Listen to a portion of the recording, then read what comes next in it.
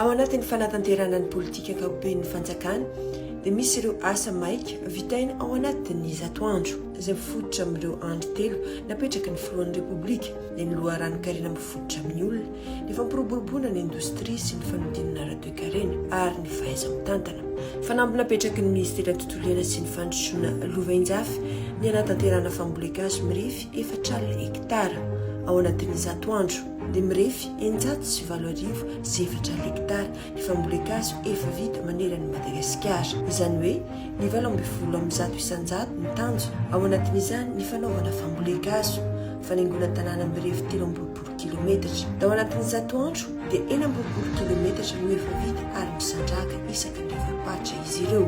Misogadina amin'izany ny fanaingona ny lalana tsara sotra izay mirefy 4 kilometatra. Mampiasa ny teknôlôjia vaovao ny ministera ikirakirana ireo andotanisa mahakasika ny fambolekazo ary anaramaso azy ireo ka nametraka ny système d'information pour le reboisement.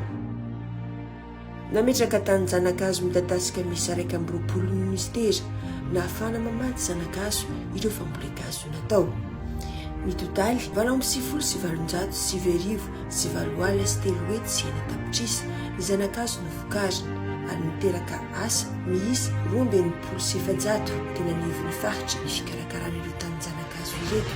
Tetika asan'ny filohan'ny repoblika Andriamatoa Andry Rajoelina tanterana miaraka amin'ny ministera tontolo iaina sy ny fandrosoana lovainjafy ny fametrahana arboretum sy parc botanique ny valan-javaboary eny Ambatobe. Eo ihany koa ny fametrahana ny fitaratra ny karazan-java-mananaina eto Madagasikara eo amin'ny lampam-panjakana Iavoloha izay ahitana orchidarium sy palmarium. Miampy ivitoerana fanehoana ireo arena voajanahary na centre d'interprétation sy toerana fiompiana lolo tsy fahita raha tsy eto amintsika. Aritra roa taona ny fanatanterana ity tetika asa ity diganao vitaina ao anatin'ny zatoandro kosa ny fanomboana ny fanajariana ny toerana anatanterana ny tetikasa. Ahitana ireo karazan-java-maniry mampiavaka ny faritany tsirairay ao anatin'ity arboretum ity. Toerana maitso afaka novozana fahalalana sy afaka ilana sasatra ihany koa. Ampiratiana ireo karazam-boninkazo orchidée sy palmier mampiavaka ny Madagasikara ny orchidarium sy palmarium apetraka ao amin'ny lampam-panjakana Iavoloha. Anome lanja manokana ny fananantsika arena voajanahary miavaka ity toerana fitaratra ity ahafahan'ireo vahiny sy mpandalo mahafantatra bebe kokoa any Madagasikara.